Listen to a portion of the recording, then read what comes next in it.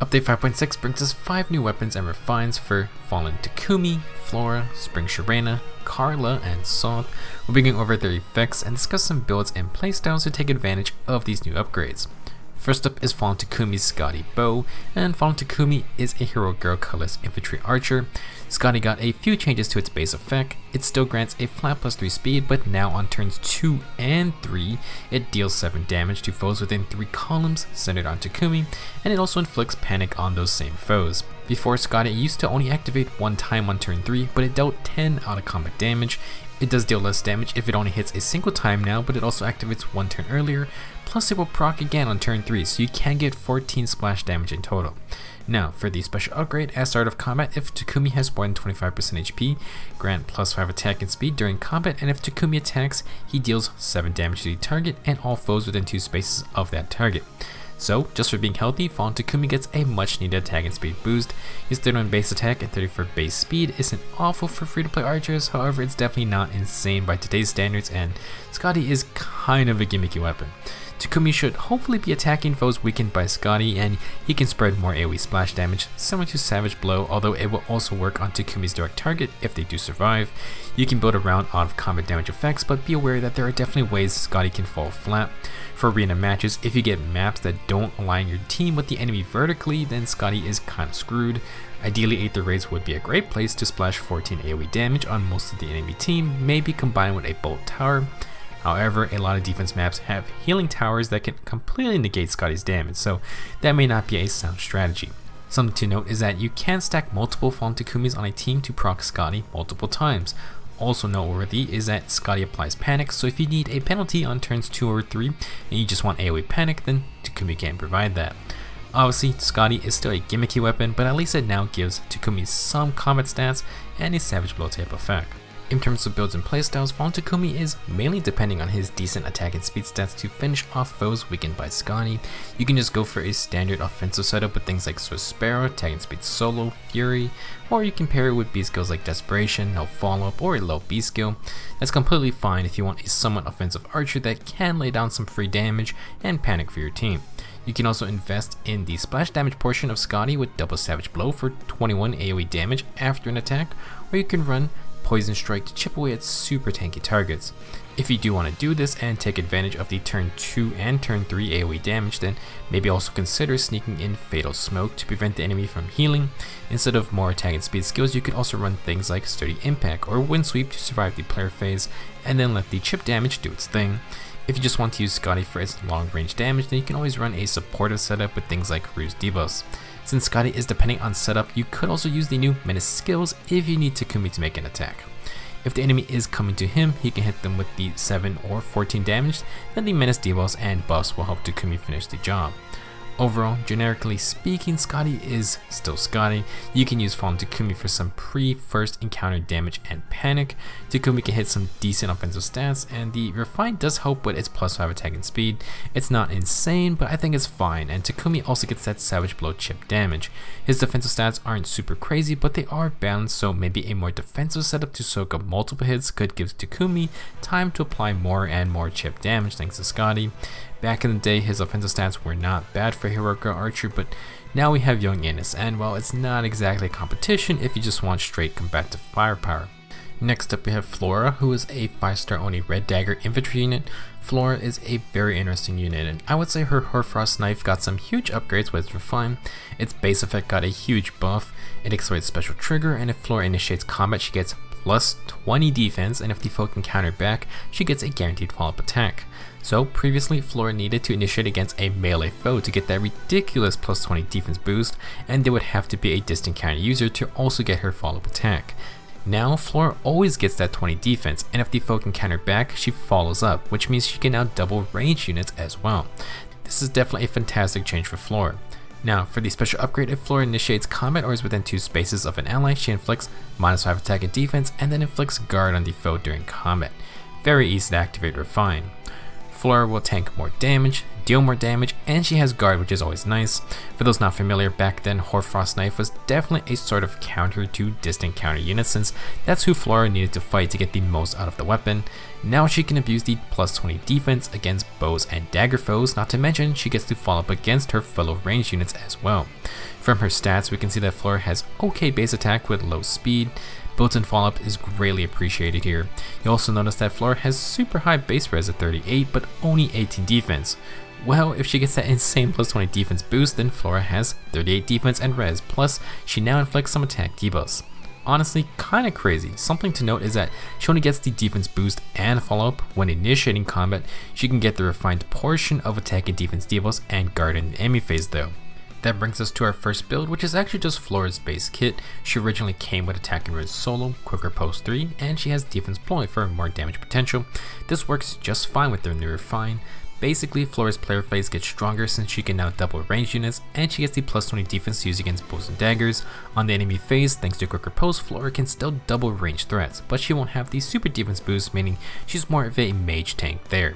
With the attack and defense solo seal added to this kit, we can boost both of Flora's defense and res stats super high when initiating alone, plus that's a lot of extra attack as well. She's definitely strongest on the player phase. With that in mind, we can go a little crazy. Since distant counter units are still everywhere, these days Flora can add 10 more defense with sturdy impact. That's going to put her at 48 defense. If we go full on player phase beast mode, then Flora can also use low attack and defense attack with the refine, and then go death blow or maybe attack and defense solo, whatever attack increase in sacred seals you got. With this setup, Flora can hit 48 defense plus inflict -8 attack debuffs, and she gets rid of attack field buffs. Since Hoarfrost Knife accelerates specials, she can also have a 2 cooldown bonfire. If Flora doubles a foe who counters back, she will proc bonfire on the second hit, and that's at least 24 extra damage. To make it even more disgusting, you could run Times Pulse, that way she can turn Ignis into a 2 cooldown special every player phase, and an Ignis proc off of 48 defense is a whopping 38 damage. Flora works super well with any special cooldown reduction skills. She can swap in Heavy Blade if you want, or you can run Special Spiral to continuously fire off Bonfire Icebergs. Accelerate specials with guaranteed follow-up attacks is really scary if you don't stop either one. I didn't really talk about it, but the guard portion of the refine is a nice bonus. It can stop pesky special spammers from bursting Flora down before her second attack goes off. All in all, I do think Flora got a really nice refine. She still needs to face DC melee units to double melee foes, but she can now double ranged foes, and with her damage output she can definitely be a threat. Obviously no follow-up or follow-up prevention will slow her down, and Flora does not give her defense boost for the enemy phase.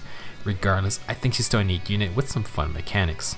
Third, we have Sharena, who is our limited time seasonal 5-star. She's a green infantry mage, and her Muninn's egg got a big overall. It still grants a flat plus 3 resistance, but now at the start of the turn, if any foes have the highest attack or highest res on the enemy team, inflict -7 on those foes' corresponding stats through their next actions. Additionally, at the start of combat, if the foe is more than 75% HP, Sharena gets +4 attack, speed, and res. So previously Muninn's egg used to inflict -5 attack and res on the slowest foe. This new version trades that for chill attack and chill res separately, plus Sharena gets some combative stats. For the special refine, at the start of the turn, restores 7 HP to Sharena and allies within 2 spaces of Sharena. If she initiates combat or is within 2 spaces of an ally, she then gets another +4 attack, speed, and res. Muninn's egg is doing all sorts of things. It has 3 support abilities in chill attack, chill res, and a 7 HP AoE heal every turn. This weapon did not give Sharena direct in-combat stats before, but now it can give her +8 attack, speed, and res, which is a major upgrade in terms of Sharena's own combative power. This is not going to be a flashy weapon, but I would say it's still pretty solid. 2 chill skills and an AoE heal on a weapon is interesting for sure, and Sharena has decent attack, speed, and res stats, so another +8 to each of them only makes her better. If you do look at her base stats, her HP and defense are not great, so Sharena's definitely leaning toward more taking only magical damage hits preferably. She's definitely not like Flora and her 20 defense boost. In terms of playstyles, well, you could just focus on Sharena's own damage output and take Muninn's egg support skills as a bonus. With +8 attack and speed, you can use the usual Swift Sparrow, attack and speed solo, low speed and res, and other damage focused skills. You could add Flashing Blade or Times Pulse for some juicy iceberg procs. One thing to keep in mind is that Muninn's egg will have issues with desperation, which is kinda important if Sharena wanted to survive a physical damage hit. If you're in desperation and fury, the recoil damage can counteract Sharena's 7 HP heal every turn.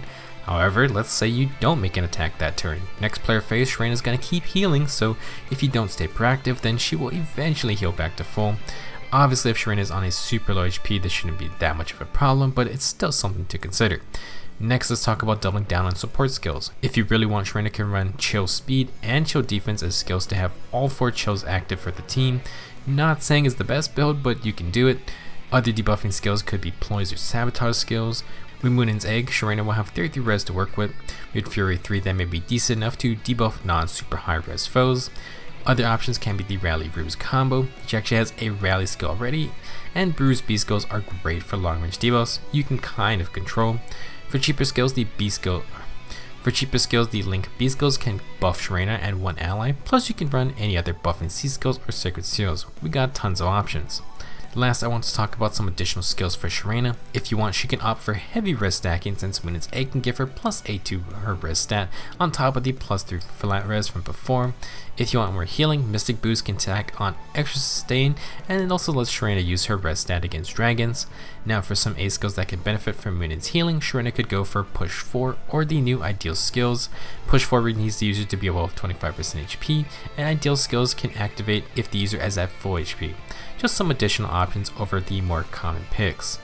As a seasonal 5-star unit, Sharena is probably the rarest unit here. Her Refine is quite interesting, blending a bunch of support abilities for the team with actual combative stats for Sharena herself. I wouldn't say it will make her meta or anything, but certainly not too shabby. Next up is Karla, who is a sword infantry unit, and she is in the 4-star special group. Karla was another one of our now many swordmaster type units, and Vassal's Blade got some neat upgrades to keep up with the competition. It's still a Sothe special trigger, but now if Karla initiates combat or is within 2 spaces of an ally, she gets plus 5 speed, and she deals true damage equal to 50% of her speed stat. Vassal's Blade no longer compares speed directly with the foe, and it uncaps its true damage cap, although you're going to need to hit some insane levels of speed to go much farther than the plus 7 extra damage. As for the Refine, at the start of combat, if the foe has more than 75% HP, Karla gets plus 5 attack and speed, plus no follow-up 3. To keep track of things, Karla can get plus 5 attack and a monstrous plus 10 speed from Vassal's Blade.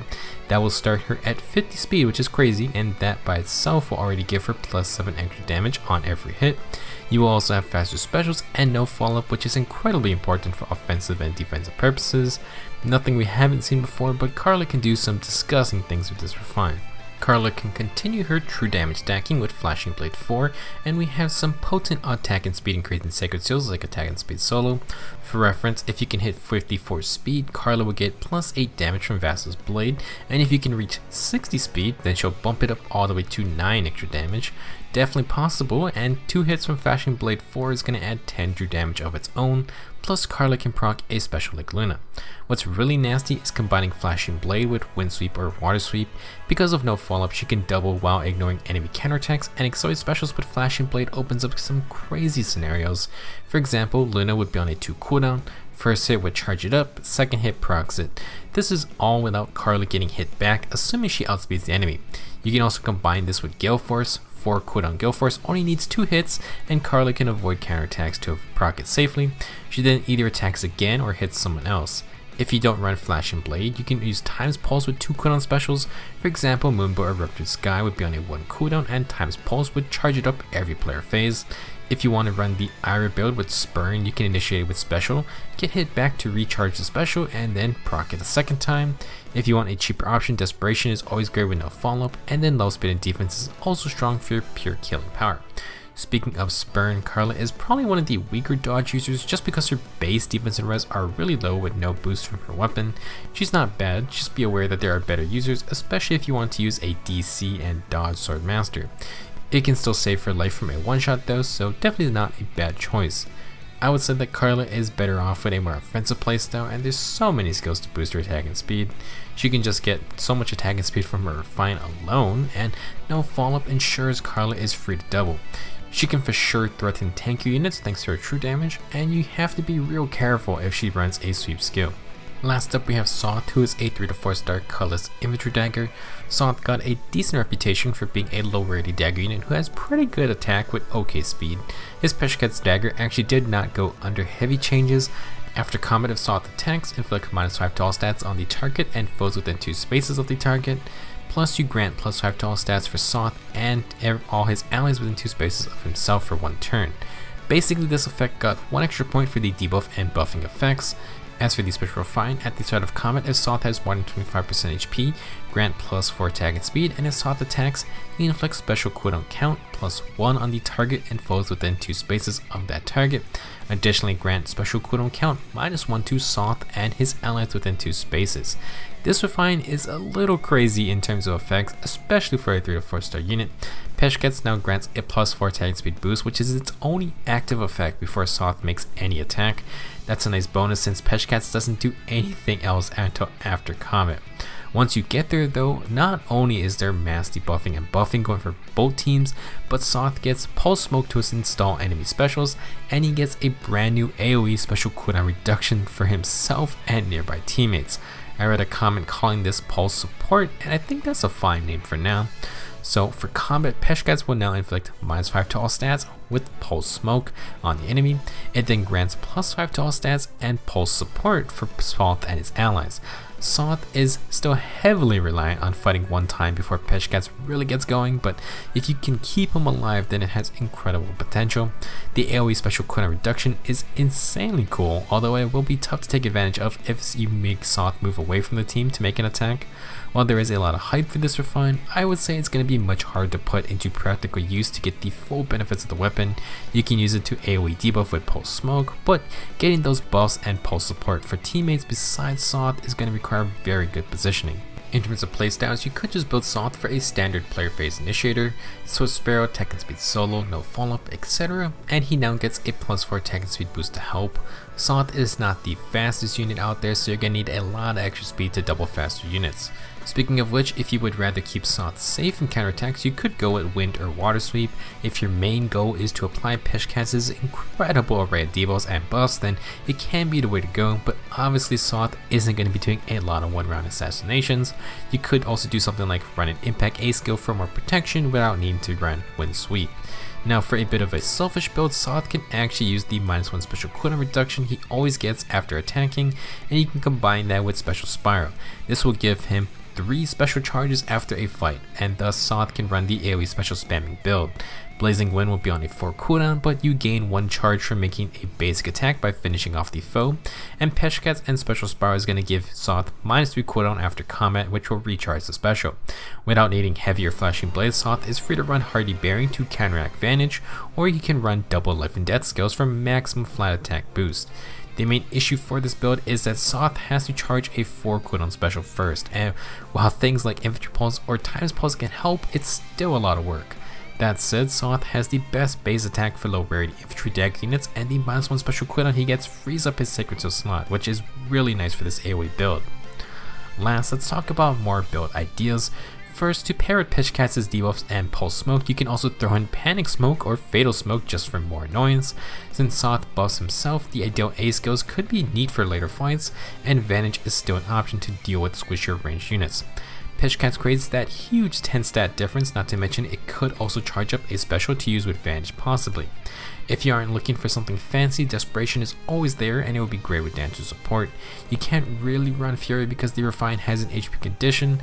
Something I do want to discuss is the possibility for an enemy phase baiting playstyle though. The reason being is that if Sothe baits enemies to attack him, it will be easier to give his teammates the AoE pulse support effect. Being able to just give AoE special cooldown reduction is not something you see in this game, and every time Sothe attacks, this effect keeps proccing. I'm pretty sure you can do some really creative things by abusing this ability, and it could be fun if you want to run Sothe with close counter and other defensive skills like maybe a low B skill. He isn't super tanky to start with, but if he has full merges, Dragon Flowers, and Peshkatz activated, then Sothe can be much sturdier and can potentially keep on fighting.